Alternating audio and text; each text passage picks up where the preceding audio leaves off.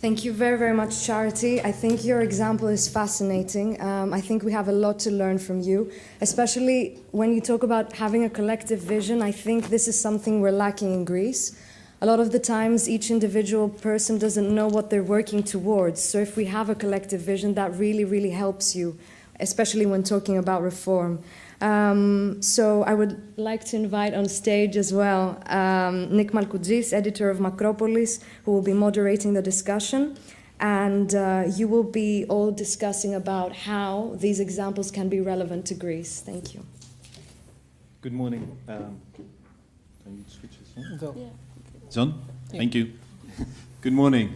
Thank you very much to both of you for very interesting presentations, which I think give us plenty to discuss in the next half hour. We don't have a lot of time, so what I will do is just kick off the discussion here between us, and then we go to the audience for some questions. So if over the next 5-10 minutes you can think of things you'd like to ask Simeon and Charity, I think they good font of knowledge on the subject that will be very much in our minds today, which is about entrepreneurship, about how to change the system essentially.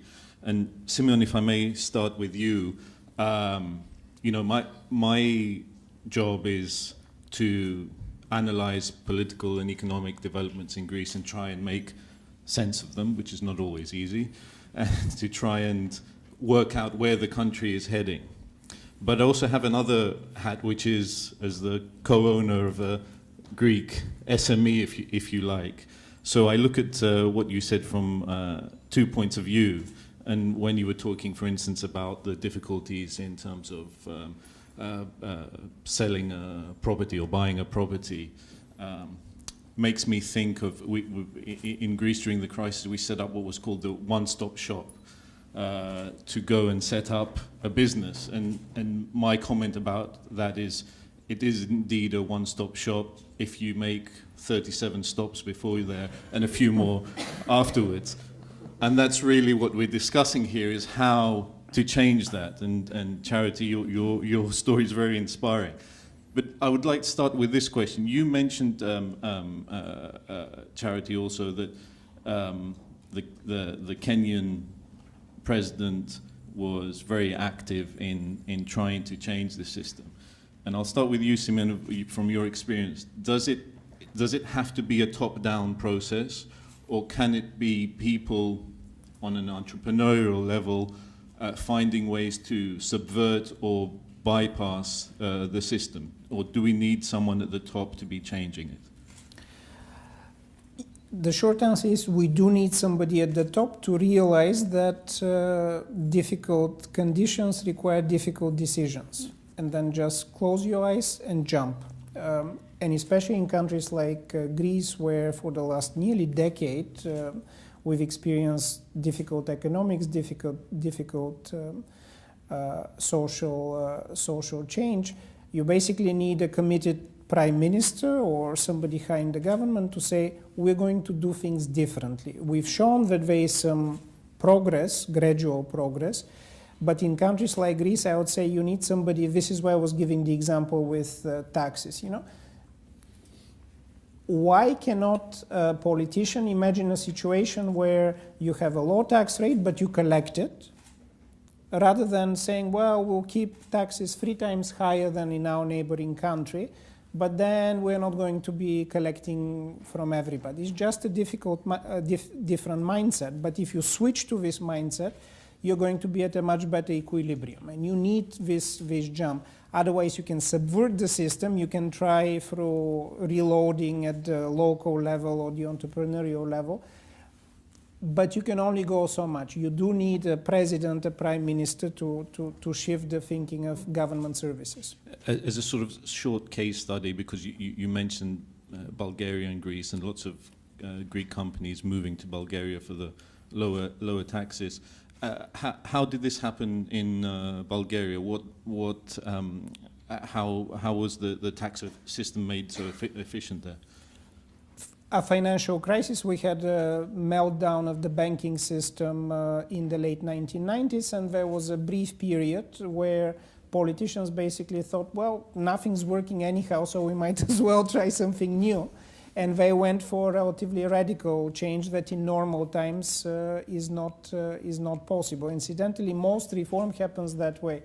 Somebody realizes that business as usual is not going to cut it, and then they make a jump. Once you make the jump, you realize it's actually very easy. It's very easy once you're in the new equilibrium. Okay, that's very encouraging. Charity, on that point, could you tell us a bit more about the role that was played by the Kenyan president and his administration, and how that triggered the work that you do? Yeah, I think this still works.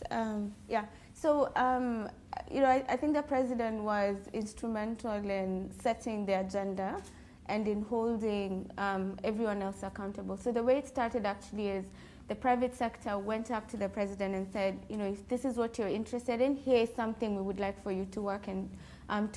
And then the president said, okay, I will assign it to one of my ministers, but we have a reporting structure where the minister reports to me, but I, as a president, report back to the private sector. So the private sector held him accountable, and then he had to hold the minister and, of course, the rest of us who are working with him to do that. So I think that kind of setting of the agenda is extremely important, and then also starting to get people at all other levels to have the same level of commitment, because they feel like they have to be accountable, and this is something that is a priority all the way to the top. So that way people also understand that it's not small changes that will cut it, that we're going to make whatever changes we have to make as a country, because we're committed to ensuring that businesses can easily set up, they can thrive, etc.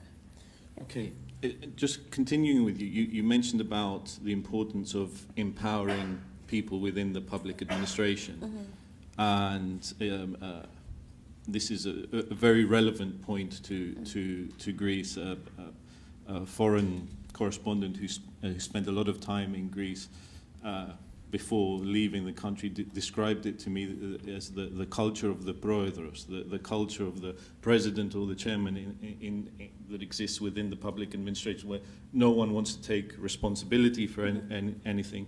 You mentioned them not feeling empowered to change, and to kick it always up to the chairman or the president or the general secretary or whoever will sign off on something. So how does that process work? How did you guys go about changing that mentality? So I think it's too ambitious to say you change everyone's mind. I think you start with finding people who are like-minded, and I think for me that has been the most helpful in government, where as you start to meet people, as you discuss, then you start to identify people who want to be part of the reform process, maybe just haven't had the opportunity or haven't quite figured out how to do it. So that's been extremely helpful in starting to form a coalition of forces. The other thing I think was in starting to develop what I call a project management structure, because a lot of times I think in government we just kind of go to a meeting, have a very good conversation, and leave it there. So having that kind of creating accountability measures where we can say, okay, this is what we've agreed on, here's who's going to do what, and it's, we all know. So that way, as we have a meeting, whether it's at a ministerial level or it's at the, with the deputy president or the president, we can actually go to a project plan and point all the way to who was actually responsible for doing this. I think the challenge usually in many places, if you're thinking about corporate, if there's something that I said I'm going to do, it can almost be traced all the way down from, our director to myself, and we can say the reason this hasn't been accomplished is because Charity didn't do X, Y, Z. In government, I think it can get quite a bit fluid. So it was really helpful in us being able to, create measures for introducing accountability, and then ensuring that we had regular check-in meetings. So that way we can actually go back and say, okay, last week this is where we were. this is where we are today. And I think that's a role perhaps we don't take as seriously or don't actively implement in projects. Sort of following through, yeah. And picking up on this point, Simeon, before we open it up to the audience, in terms of this idea of changing the culture or the mentality within the public administration, can the private sector, can entrepreneurs influence this process, and how?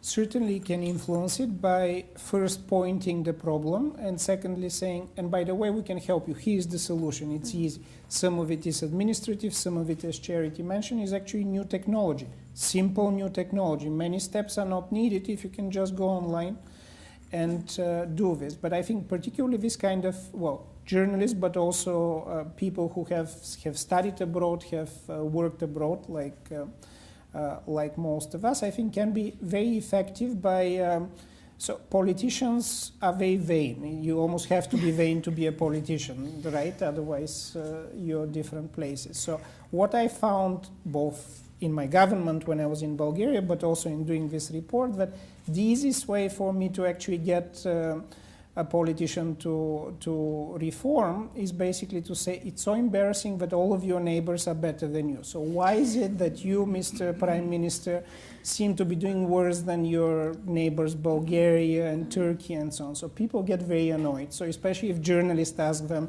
or if the private sector, so how is it that our government is worse than our neighbors, Bulgarian? And if we have a secret vote, who thinks that Greece is better than Bulgaria? I'm sure that I'll be outvoted here. So, but politicians get really, really buzzed by that. And if you can generate this international competition or neighboring competition, if you like, and here is how we go about it, we, the private sector, can suggest some steps, it generally works. So I think this particularly works just before elections. So in the year before elections, which Greece is nearing, push that nationalist card, and I think it would work. Okay, thank you very much. Embarrass politicians into action sounds like a good idea. I'd like to, because we don't have too much time, I'd like to get some input from the audience. If you have questions you'd like to ask our panelists, if anyone with a question? No? Okay, we can. Here we have some. Okay, just a couple of rules. Please introduce yourself. Make it a question rather than a statement or intervention, because we're short of time, and try to keep the question short. Thank you very much. Hello, my name is Lida Modiano, and I would like to ask Charity. You did highlight the importance of accountability in the whole process, and my question is, how do you introduce accountability in a culture where inherently they're strange to the concept, they're foreign and distant from this concept?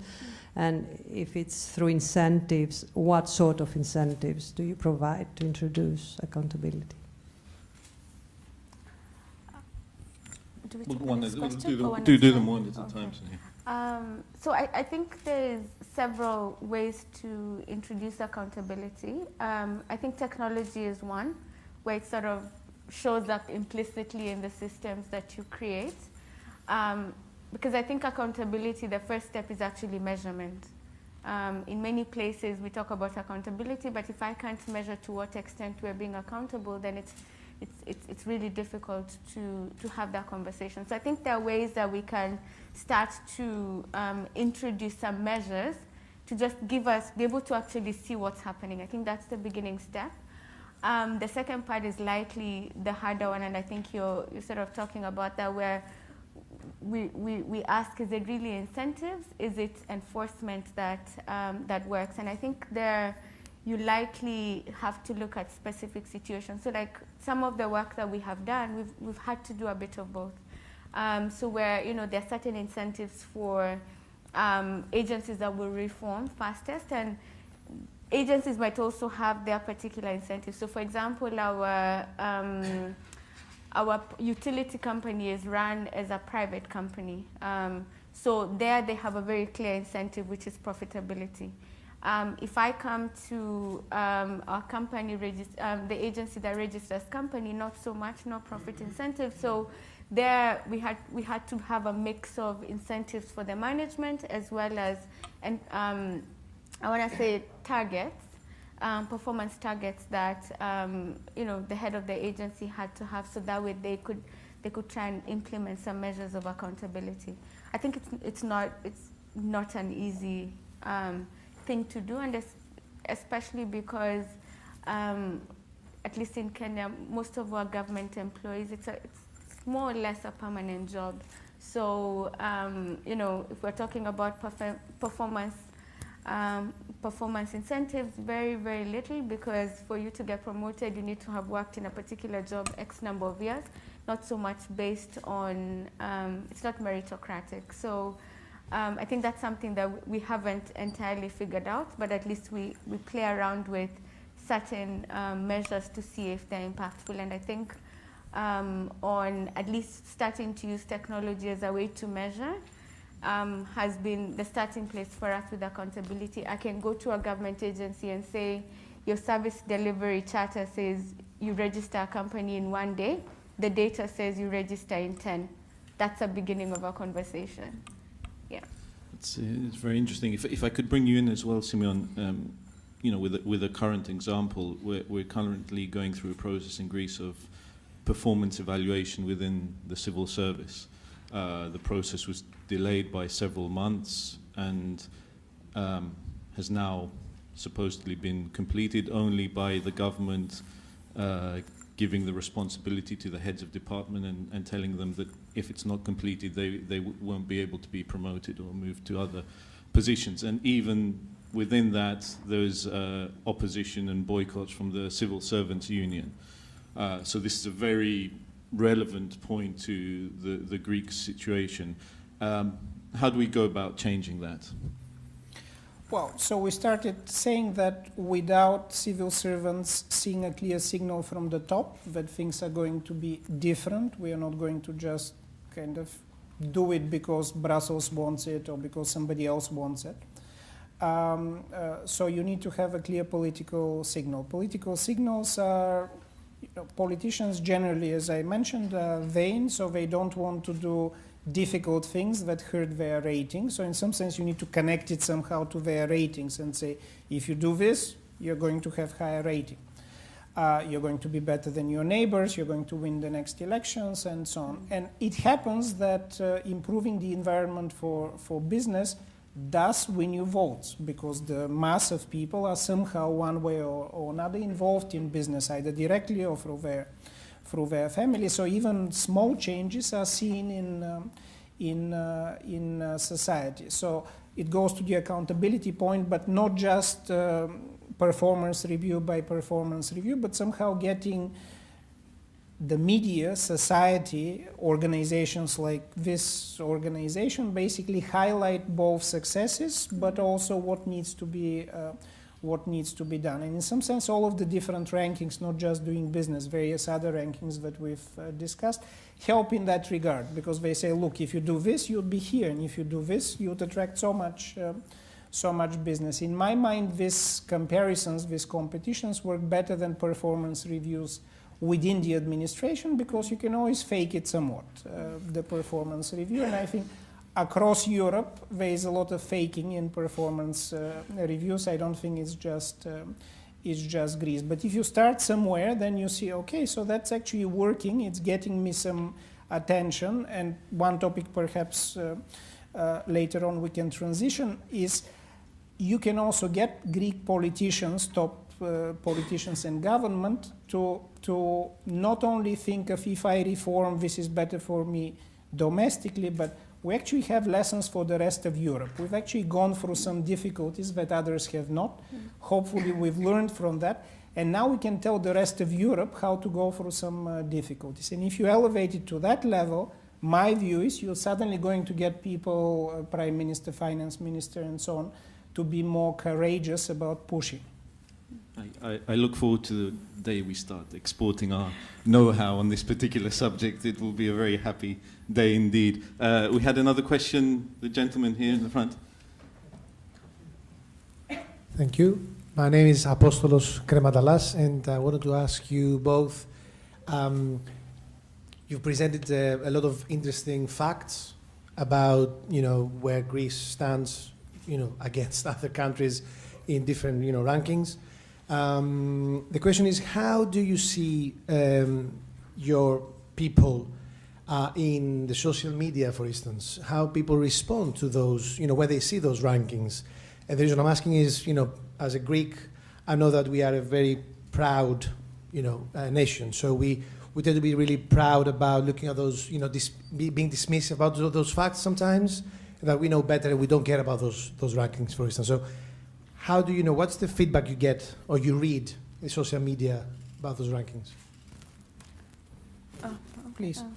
I think from the conversations we have with private sector,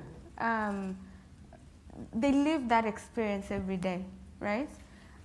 So I think for us to the private sector, it represented their feelings, and not partly, because the ranking actually is the sentiment of private sector towards their experiences with government. So that was the starting place. I think government was a bit more defensive, and that's why it was really helpful for us to go back and say, okay, you might say this was just a small number of private sector. We're actually going to go back into the specific agency and observe and collect data from your manual files, etc. And in many cases, you unfortunately find that the ranking actually represents the better story.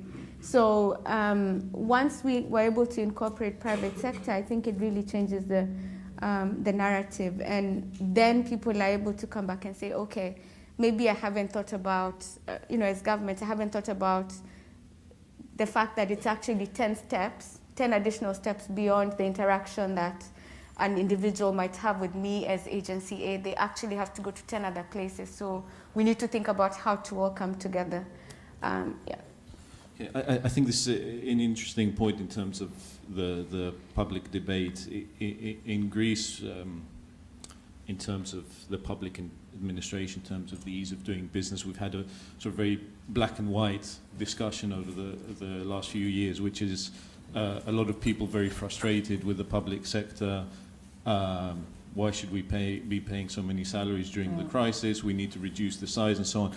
But it very rarely goes beyond that in terms of, let's not just talk about making it bigger or smaller, but better, more efficient. And that's obviously a much more complicated discussion to have, either through the mass media or through social media. How do you develop a discussion like that, and how do you also create, if you like, grassroots support for the idea of improving, not just making smaller or bigger or whatever?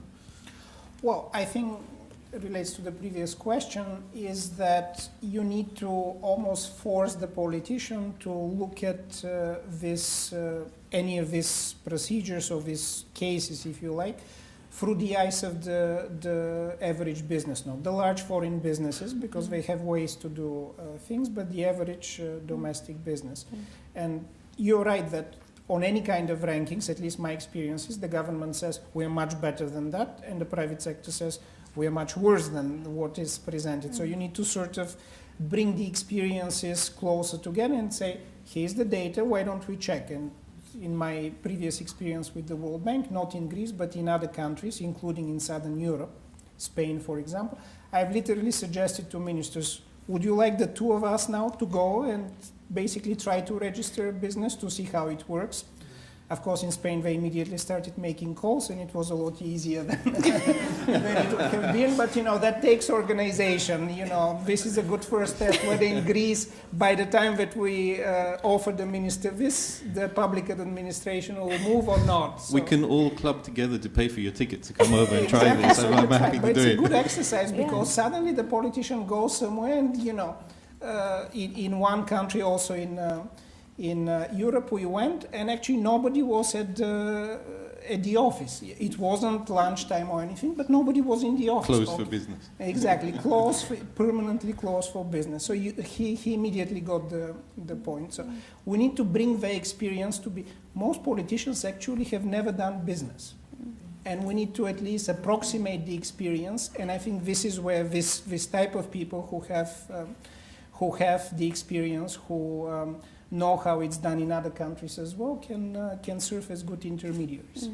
Right. Yes. It's a great point that at least from our experience in Greece, the lack of experience of the private sector, knowledge of the private sector, often you see rules that come out and you immediately know that the person that's written this has never stood in a queue in a tax office in X, Y, or Z place.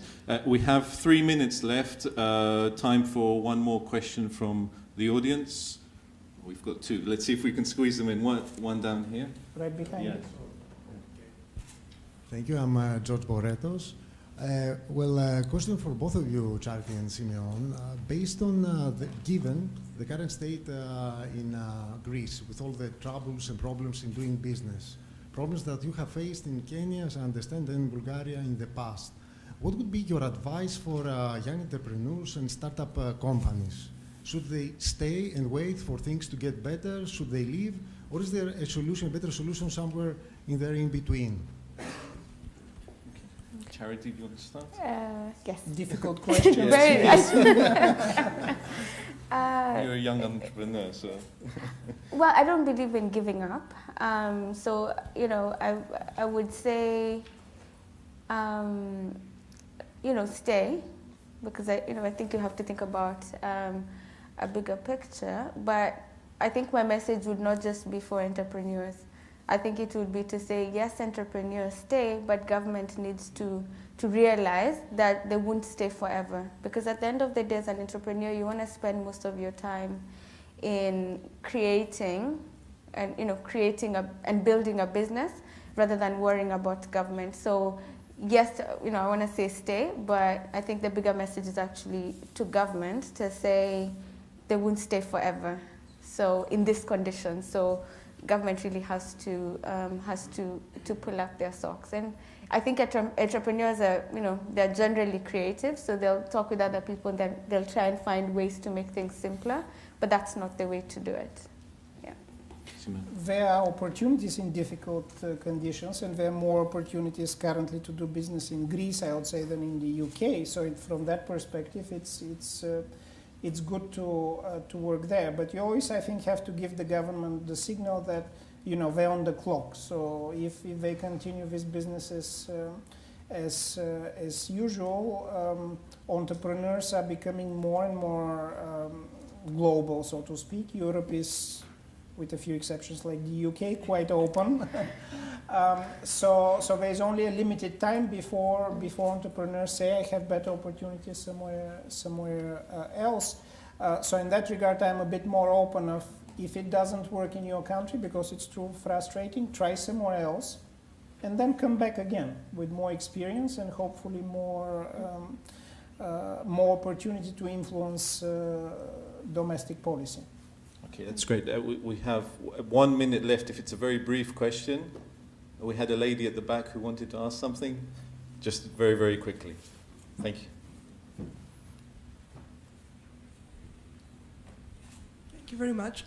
My name is Kira Katsoukatsougianni, and I wanted to ask Charity, one of the points you made about the Kenyan civil service really resonates with the Greek example, and it's about the feeling of disorientation, demoralization, and generally inability to influence outcomes among civil servants. So my question is, how do you break the barrier between a civil servant who is used to doing routine tasks and, the actual ability to influence policy, which is ultimately going to motivate them to support reform? Wow, that's a great question. I'm glad we didn't have time to take questions. Very good. Yeah. I think you only do it by creating opportunities to do so. And then publicizing those opportunities so that people see that it's actually possible. I think, when we started the work in Kenya, most people would just look at you and say, well, this is a project, it's coming, it's going. They don't even want to be invested in it. So I think it's really, you start by creating specific transformational projects, insist that people participate, because I think in the beginning it's really insisting that we'll get them to do it. And then you ensure that that becomes something that you publicize for others to see, because there'll be people waiting on the sidelines who are just watching to see if it will be successful, if you'll actually drive any kind of change. And I think if you do it by example, then it grows. I think it's it will take time to do that, but that's at least one way that we're doing it and seeing some changes. I don't have any good thoughts of how you institutionalize that yet. You make it hip. There are actually surprising ways to make an administrative reform to look sexy, to look hip. You sort of encourage the people who do it. You make it as if, and it's true, as if they're part of something new and exciting, renovating government or reloading government. And you'd be surprised how people get inspired just by being. Most of the administration, public administration, is fairly dreary, boring kind of job. So if you make it a bit more meaningful for them, and you need very small steps to do that, people get very inspired. Great. I think it's a fantastic point to leave it on. We're out of time. First of all, thank you to Charity. Thank you to Simeon. The crowdfunding to bring them both to Greece very soon begins this afternoon. Thank you also to the audience for excellent questions. Thank you very much.